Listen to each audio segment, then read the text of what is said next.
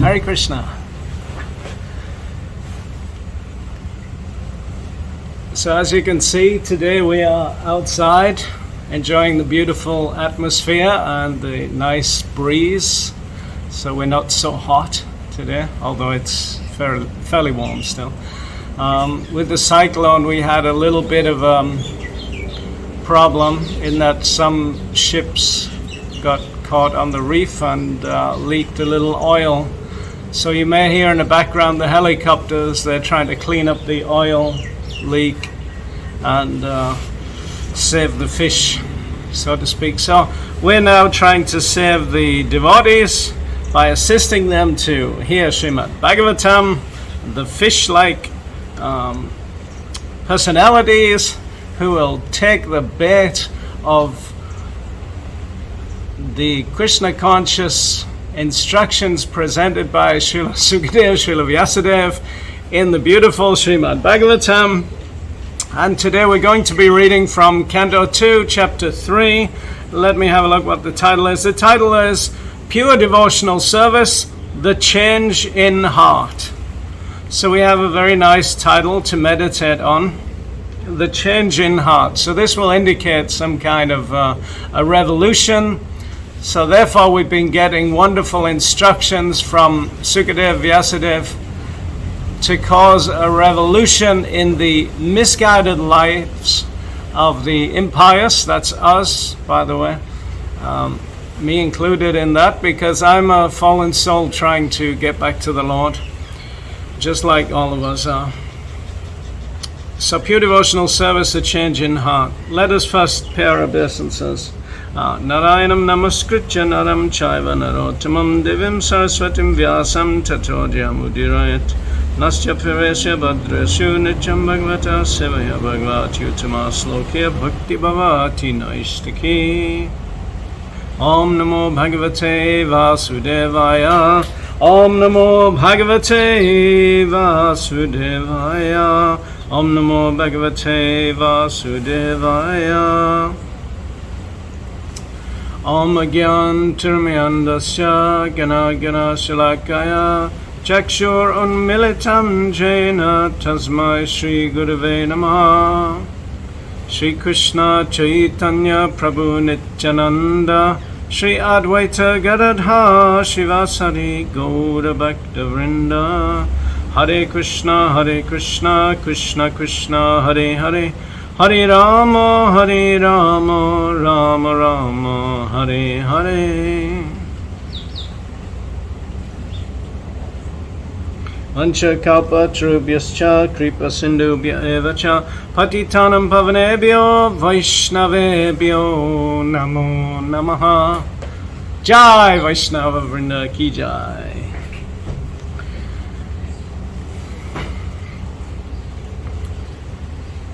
Let's read from text 1. Good place to start. Srila Sukadeva Goswami said, Maharaj Pariksit, as you have inquired from me as to the duty of the intelligent man who is on the threshold of death, so I have answered you. There we have it. That is the closing of the teachings of Sukadeva on this topic. Maharaj Pariksit inquired very nicely, what is the duty of one who is especially of a man who is about to die? And what was the conclusion? You will find the conclusion given in the last few slokas. Always, when any teaching is concluded, then the last few teachings are very important to pay attention to.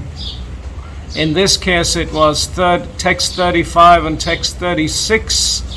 You remember there was 37 texts in the last chapter. So the final text, as I mentioned previously, was a benediction given to those who follow these instructions that were delineated by Sukadeva. And the final instructions were that every living being should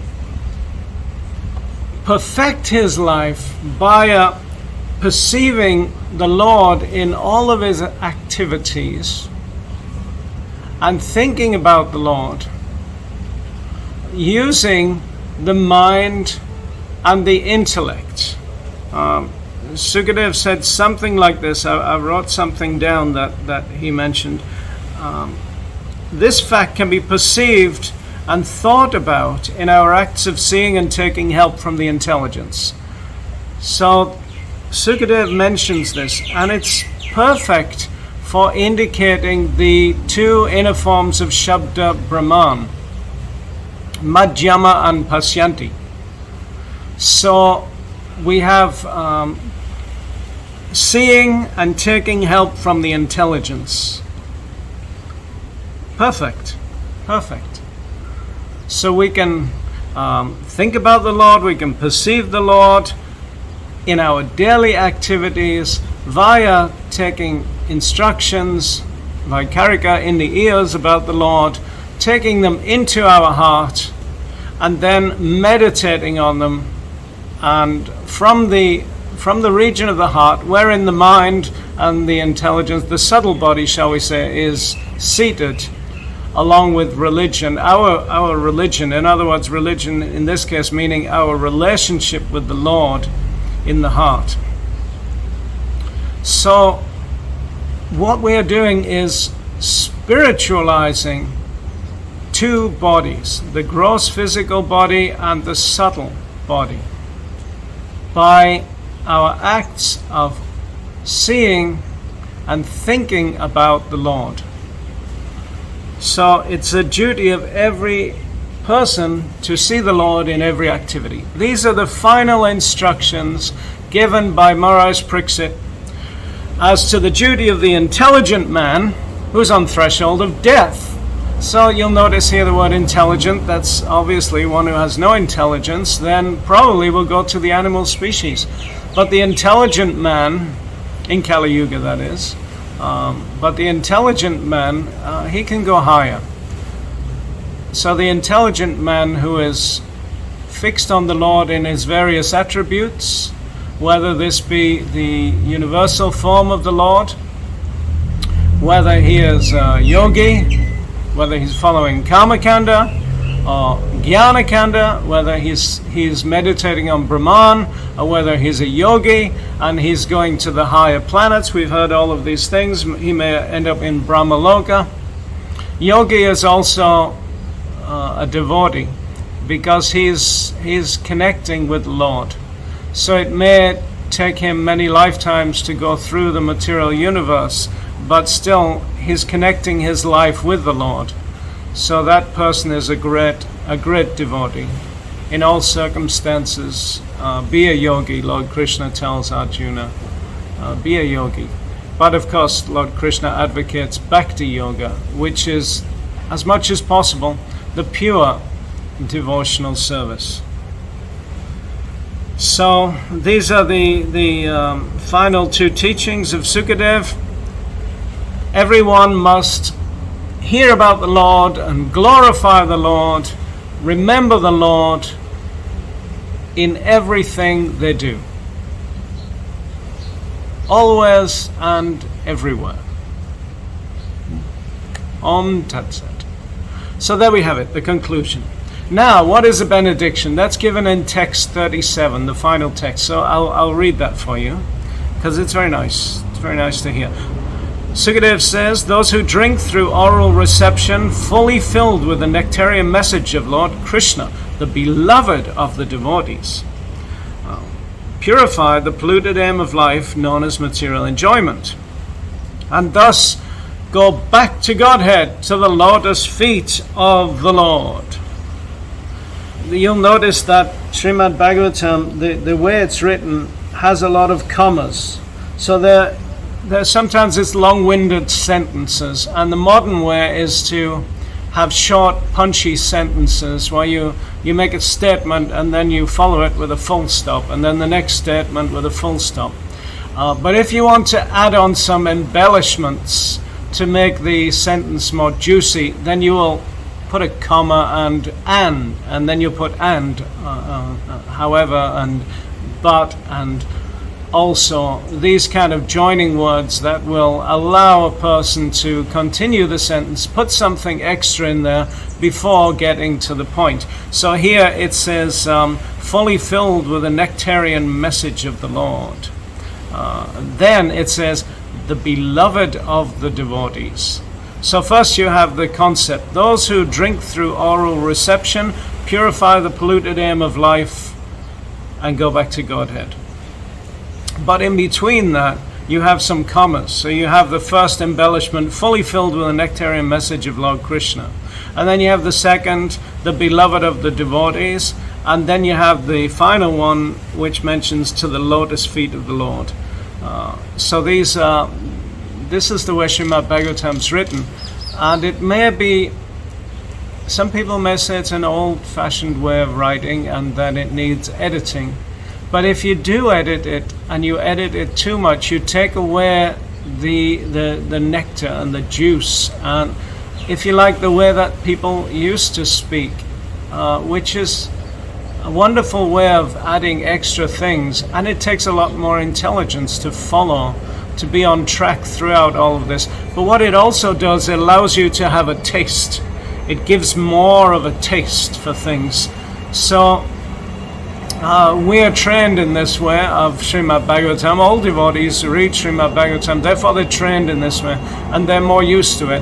So it's wonderful for devotees that they get this extra embellishments or tastes. Now I'd like to read to you the next set of teachings that come after this. So that final benediction is, the person who drinks through the oral reception, who drinks this nectarian Srimad Bhagavatam, which has at the center the glorious Lord and all the glories of the Lord and all the Lord's pastimes, and don't forget all the Lord's friends and acquaintances, even the bad guys and the good guys are in the story. So there you heard a motorbike. Unfortunately, when we're outside, we get the breeze, but we also get the noise from the traffic. We live on the beach, but there's a road going past. So one side is nice and quiet, the other side's a little modern technology. So excuse me if you hear these loud noises from buses and motorbikes. And you'll hear the helicopters as well today. They're going over quite a lot. So what comes next? What comes after this final thing of getting the benediction? Follow this activity, meditate on the Lord, and then you'll go back home, back to Godhead. That's wonderful, and that's all you need, by the way. But because Vyasadeva is so merciful on us, he gives us extra teachings. So after the closing of Sukadev's teachings on this, do you remember Sukadev just said, as you've asked me, inquired from me, so I've answered you. So Maharaj Pariksit has had his answer. Now we're going to get a purport. And the purport is going to be given by Vyasadeva himself. How wonderful. What is the purport on? The purport is on the full teachings, the full amount, from text 1 of chapter 1, canto 2, to the end of text 37 there, which is the end of chapter 2, canto 2. Right? So we've got two chapters have been finished, and Vyasadeva is now going to give some input. So in the introduction, I give a little talk there, and I mentioned that Vyasadev's Bhagavatam is often written in code form. And sometimes explanations can appear as code because they can appear that you don't understand them. Therefore, Vyasadeva makes it easier by giving some commentary. And also I mentioned that the acharyas, they try and help us by giving commentaries. So here's the aeroplane going, helicopter going past. Sorry, you can hear the noises. But what happens is the teachings become long-winded. Therefore, it's hard to keep track of them. And when a devotee is reading, and he reads in the mode of ignorance, the mode of passion, or more goodness, I'm not saying he's fully in any of the modes, but he's affected more by one mode than the other. So that affects his reading. And when you're reading in the mode of ignorance, you don't really follow properly. You don't, and in the mode of passion, you may be thinking of other things, so you may catch something and then you may miss something. And this is like a computer that's trying to read things very fast and do more computations. And then by trying to go faster, they lose some of the information sometimes. So the mode of goodness slows things down, brings you to the now moment, and allows you to read and hear things better and meditate on things easier. So I'm going to allow Vyasadeva now to give his teachings on this. And he's going to teach us about the material world. If one has a certain desire, then one can get that desire fulfilled by going to a specific personality. And therefore you can go through the universe and ultimately reach the Lord. Or you can go directly to the Lord. And the best of all, of course, is to be a devotee of the Lord. So let us just absorb ourselves in Vyasadeva's teachings. Text 2-7. Srila Vyasadeva said, one who desires to be absorbed in the impersonal Brahmajyoti effulgence should worship the master of the Vedas, Lord Brahma, or Brihaspati, the learned priest. So Brihaspati is the priest of Indra, and he's the greatest priest. He's a priest of all the demigods. So he is right up there with Lord Brahma, and he understands Brahman. One who desires powerful sex should worship the heavenly king Indra. And one who desires good progeny should worship the great progenitors called the Prajapatis. So both of these are connected together, because sex is for, of course, begetting children. So that was the next thing down. The next one who desires good fortune should worship Durga Devi, the superintendent of the material world. So there are two benedictions, capricious and honest. The capricious benedictions, the deceitful benedictions, shall we say the material benedictions that lead you astray, they're given from Durga Devi, but the actual, honest, real benedictions are given from Lakshmi Devi. And Lakshmi Devi makes a statement during the churning of the milk ocean that there are many different personalities around in the universe, but I prefer to have the Supreme Lord. And there's a statement in the 5th canto that says, Lakshmi Devi says, I can favor no one but a devotee. So if you desire good fortune, worship Durga Devi, but that good fortune will be something material. So you could do that, and then you could go further on to worship Lakshmi Narayan, and then you get better results. Next one desiring to be very powerful should worship fire. One who aspires only after money should worship the Vasus, the heavenly beings.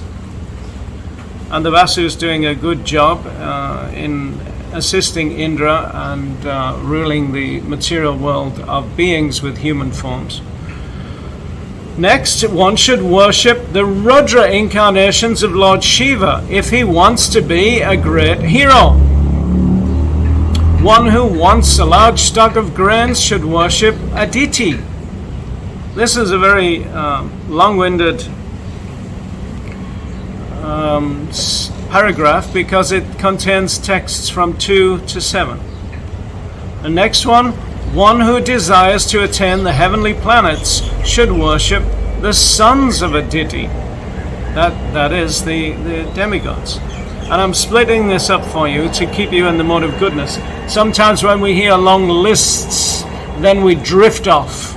We kind of switch off because it doesn't have so much meaning to us. So sometimes we can split it up and bring our attention back to the now moment. One who desires a worldly kingdom should worship Vishvadeva. And one who wants to be popular with a general mass of population should worship the Sajja demigod. One who desires a long span of life should worship the demigods known as the Ashwini Kumaras. And a person desiring a strongly built body should worship the earth. Next teaching. One who desires stability in his post. Okay, you understood that? One who desires stability in his post. He doesn't want to give it up.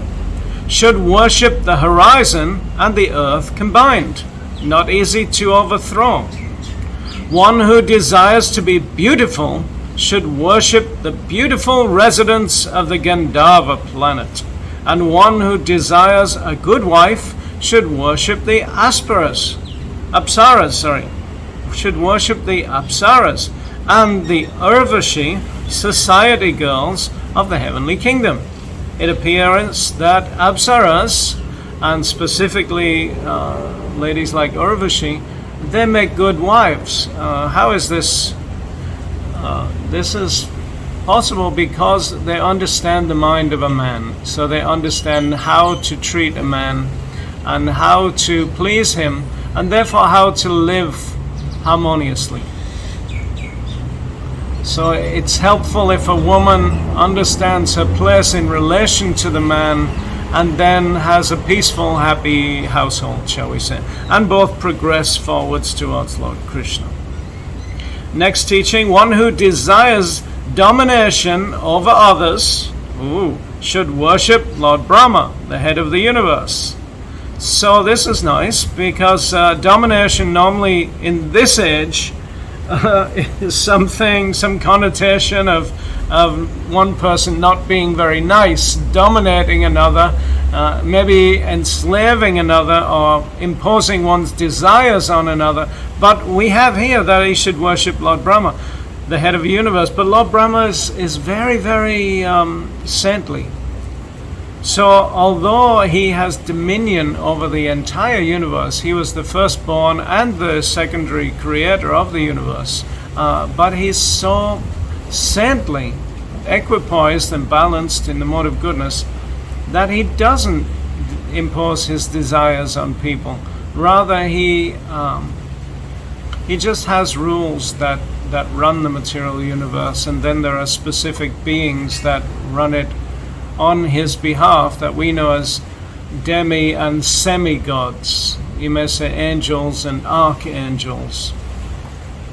And of course these nicer beings from the higher planets, they love people, or at least they definitely want what's best for people. So they're trying to educate people to go higher and be better. So this is a very nice. One who desires domination over others should worship Lord Brahma. One who desires tangible fame should worship the personality of Godhead. And one who desires, of course, the Lord's the most famous, and one who desires a good bank balance should worship the demigod Varuna. So that means that wealth is in the sea. Jewels are kept in the sea. We see that they have oil that they're taking out of the ocean. There is heat in the ocean. So there is a lot of wealth in the ocean. And it's nice to hear that the Lord comes after Lord Brahma in the way of tangible fame. If one desires to be a greatly learned man, he should worship Lord Shiva. And if one desires a good marital relationship, he should worship the chaste goddess Uma, the wife of Lord Shiva. So goddess Uma, she is the mother, the mothering aspect of Durga Devi. So she cares for her children, and she's very chaste to her master. and she can offer you a good marital situation if you're a girl who wants a nice husband, if you're a man who wants a nice wife. Then the goddess Uma is to be worshipped to allow you. We can see her in relation to the Lord, but still we would like good relationships with our partners, because we have to move forwards in life peacefully. So Lord Shiva is greatly learned because he meditates on the Lord, and his wife is, of course, the head of all these goddesses, the Apsaras and Urvashi society girls, because she knows more than anyone how to please her husband. Of course, we do know the story where Sati set herself on fire, and that came about by her being a little bit not listening to her husband, shall we say. Her husband gave a good counsel and mentioned this won't go well for you if you go there and disobey my orders. And surely it came to pass that due to that one mistake of not really following her husband's instructions, then of course it didn't go well. But we know this is a pastime, so let's not judge in any way. Let's just see it as being that she wanted to take birth as Parvati, the daughter of the Himalayas, because she no longer, once Daksha had insulted her husband, she didn't feel right in that body. Therefore, my guess is that she knew what was coming, and she wanted to not be known as the daughter of Daksha. So it was also her desire, and Lord Shiva accepted that, even though he loved his wife as Sati, a young teenage, beautiful young lady. He accepted her desire to change forms, change bodies, and go into the body of Parvati Devi and take birth from the Himalayas. So that was text 2 to 7. Now text 8, continuation. One should worship Lord Vishnu or his devotee for spiritual advancement in knowledge and for protection of hereditary and advancement of a dynasty. One should worship the various demigods. So this text is 8 and the others were text 2 to 7. So they were grouped together, and text 8 is separate, and it's mentioning that one should worship the Lord. It's specifically Lord Vishnu, who is the controller of the material universe. Garbhodakshai Vishnu, Kshirodakshai Vishnu, which is Pradyumna and Aniruddha, the intellect and the mind.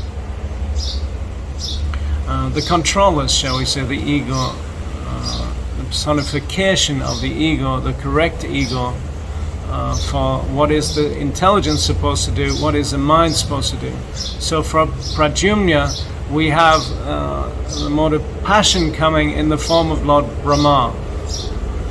And Lord Brahma then, he shows what is the right way to utilize the intellect, and that is to, of course, be an eternal servitor of the Lord. And Lord Brahma prayed during his meditations, "Dear Lord, let me not be bewildered by the material energy when I'm creating this material universe." And the Lord gave him the benediction, "Yes, Brahma, you shall be free from this false ego of being the doer. You shall have remembrance of me."